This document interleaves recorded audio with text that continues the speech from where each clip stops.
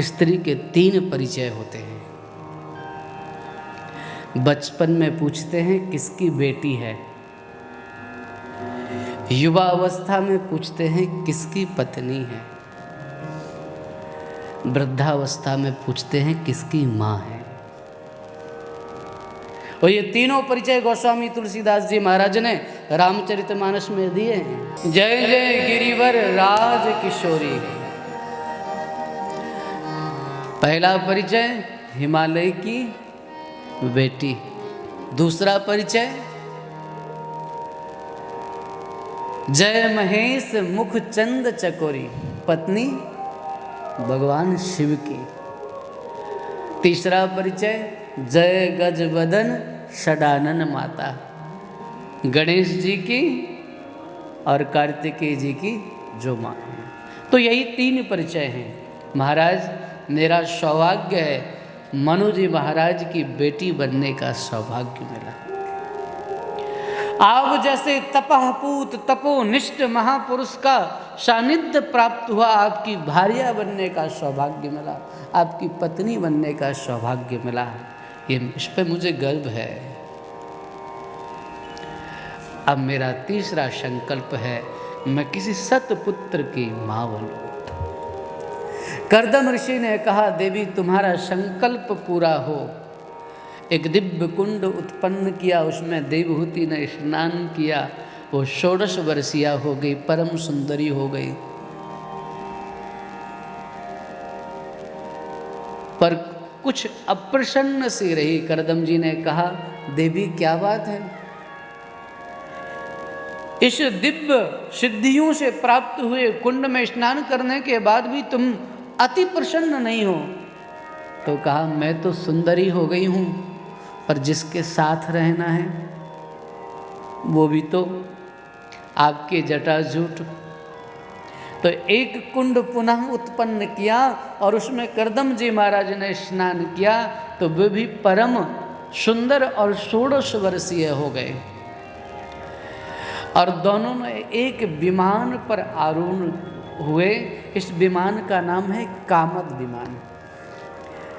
और इस विमान की एक विशेषता है कि इस विमान में नारायण कोई भी बैठे पर एक सीट खाली रहती है। कितने भी लोग बैठ जाएं पर एक सीट हमेशा खाली रहेगी। चमत्कारी विमान है। मैं भागवत की कथा में इस प्रसंग पे कहता हूँ कि चमत्कारी विमान जो कामद विमान भागवत में बताया वो कुछ और नहीं है। ये गृहस्थाश्रम रूपी कामद विमान में जब व्यक्ति आरूढ़ होता है, बैठता है, तो कितना भी उसे कुछ प्राप्त हो जाए पर एक ना एक इच्छा उसकी बनी रहती है, अभी ये करना है। यही वो कामद विमान है। कुछ ना कुछ इच्छा तो हमारे मन में बनी रहती है, अभी ये कर लेना, ये कर लेना। सोचो, शुरू से एक समय ऐसा था कि गाड़ी आपका स्वप्न थी, फ्लैट आपका स्वप्न था, विला या घर आपका स्वप्न था, पर आज घर है, गाड़ी है और गाड़ी की तरफ देखते तक नहीं हो आप। पहले जो स्वप्न था उसकी तरफ देखते भी नहीं। अब तो कई बार तो ये है कि उस पर कपड़ा भी नहीं लगता, धूल चढ़ रही है। घर नहीं था तो घर के लिए व्याकुल थे, घर हो गया तो उसकी कोई कीमत नहीं। मनुष्य का स्वभाव ऐसा है कि जो वस्तु उसके पास है उसका वो आदर नहीं करता है, जो नहीं है सारी व्याकुलता उसके लिए है। जो हमें प्राप्त है परमात्मा का प्रसाद है, ऐसा मान करके हम उसको स्वीकार नहीं करते। जो नहीं है सारा सब कुछ उसमें लगा देते, झोंक देते हैं, ये मिल जाए, ये मिल जाए। कई बार जब बहुत मन में इच्छाएं आए नारायण कि मुझे ये मिले, ये मिले, तब शांत चित्त होकर के बैठ कर के ये सोचना कि मुझे भगवान ने दिया क्या क्या है। जब आप शांत चित्त होकर के भगवत स्मरण करते हुए ये सोचेंगे कि मुझे ईश्वर ने क्या दिया है, तो आप देखेंगे कि आपको परमात्मा ने सबसे पहले सुंदर देह दी है। दुनिया में कितने ऐसे लोग हैं जो एक पाँव से अपाहिज हैं, कोई देख नहीं सकता है, कोई सुन नहीं सकता है, कोई चल नहीं सकता है। जो तुम्हें ईश्वर ने सहजता से दिया है, कभी उसकी कीमत का आकलन करो। कभी कुछ हो जाए, डॉक्टर के पास जाओ, तो तुम्हारे अंगों की कीमत लगती है, तब तुम्हें समझ में आता है कि तुम्हारे पास कौन सा खजाना है। स्वस्थ शरीर दिया ये ईश्वर की कृपा है। माता पिता, बहन, पत्नी, घर, परिवार, क्या ये संपत्ति नहीं है? कि क्या इसको संपत्ति नहीं मानते आप? अरे भरा पूरा परिवार होना, घर में सबका होना, ये भी संपत्ति ही है। तो जब बहुत पीड़ा होने लग जाए तो मन में बैठ करके सोचना कि मुझे ईश्वर ने आखिर क्या नहीं दिया है और क्या दिया है। आत्मनिरीक्षण करना। और जब आप आत्मनिरीक्षण करेंगे तो पाएंगे कि इस ठाकुर ने आपको अन्य लोगों से बहुत ज़्यादा दिया है। कुछ लोग इस बात से जो करते कि अरे मेरे तो ये नहीं है, मेरे को ये नहीं है। कुछ लोगों को शिकायत होती, मेरे पिताजी होते या मेरी माताजी होती। अरे भैया, ऐसे लोगों को भी जीवन निर्माण करते हुए देखा है जिनके दोनों नहीं है। तुम सौभाग्यशाली, कोई तो है तुम्हारे पास। लोग उठा करके लाए और उन्होंने अपने जीवन का निर्माण कर लिया है। तो आप हमेशा अनुकूल चिंतन करिए कि आपको क्या दिया है परमात्मा ने। अगर ऐसा नहीं सोचते हैं तो जीवन भर दुखी रहेंगे। अगर आपके दुख का कारण तुलनात्मक है कि उनके पास ये और मेरे पास ये नहीं है, तो आप कभी सुखी नहीं हो सकते हो। अगर आपकी दृष्टि इस तरह की बन गई है, बोले मैं बहुत ज़्यादा दुखी हूँ। बोले क्यों?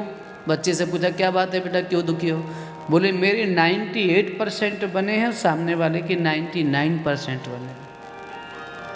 अरे किसी के 70% भी बने होंगे ना। तेरे 98%, तू 1% कम आया उसके कारण दुखी हो रहा है, पर तू 98% ला सका है, इसके लिए तुझे अपनी मेहनत का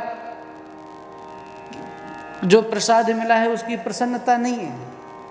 मेरे पास 5-10 करोड़ हैं, इस बात का मुझे कोई सुख नहीं है। सामने वाले के पास 50 करोड़ क्यों है, इस बात को दुखी हो रहे हैं अगर, तो दुनिया में कोई भी दवा नहीं जो आपको सुखी कर सके, कोई भी सत्संग नहीं जो आपको सुखी कर सके, कोई भी मंत्र नहीं जो आपको सुखी कर सके।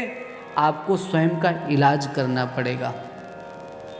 एक ना एक इच्छा तो आपके मन में बनी रहेगी। इस कामद विमान पर आरूढ़ होकर के देवहूति और करदम को नव कन्याओं का जन्म हुआ। ये नव कन्याएं कुछ और नहीं, नवधा भक्ति हैं। क्या है? प्रथम भगति संतन कर संगा, दूसरी रति मम कथा प्रसंगा, गुरुपद पंकज सेवा, तीसरी भगति अमान, चौथी भगति मम गुण गण करही कपट तजगान। और क्या है? पंचम भजन सुवेद प्रकाशा, छठदम विरति। बोलो, पूरा बोलो।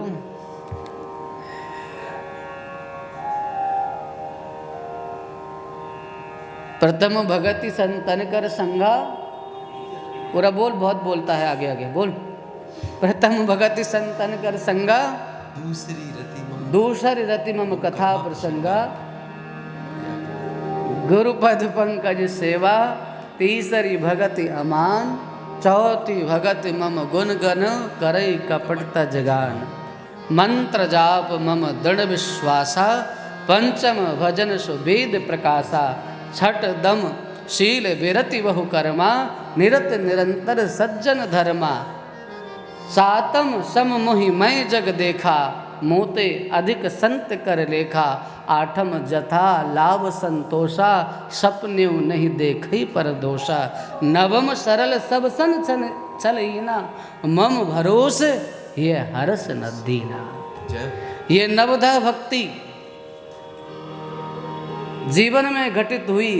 जब नव प्रकार की भक्ति हुई तो दशम के रूप में साक्षात श्री ठाकुर जी कपिल भगवान उनके यहाँ प्राकट्य हो गया। बोलिए कपिल भगवान की जय। कपिल भगवान के प्राकट्य होते ही करदम जी महाराज गृहस्थ आश्रम को छोड़ करके भजन करने के लिए जाने लगे। प्रेम से कहिए जय श्री राधे। वे भजन करने के लिए जाने लगे देवहूति आई हाथ जोड़ करके बोले, जो ऋषि मोक्ष दे सकता था उस ऋषि से भी मैंने भोग ही मांगा, मुझे क्षमा कर दीजिए। नहीं नहीं देवी, तुमने कोई अपराध नहीं किया है, तुमसे कोई अपराध नहीं हुआ है, तुम बुरा मत मानना, तुम्हारा मेरे साथ जो रहना है वो कभी अकल्याणकारी नहीं होगा।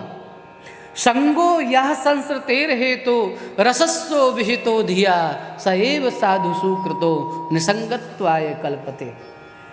जो संग संस्कृति का मूल है, संस्कृति का हेतु है, यदि वही संग संतों के संग किया जाए तो वो संग बंधन का नहीं मुक्ति का कारण बन जाता है।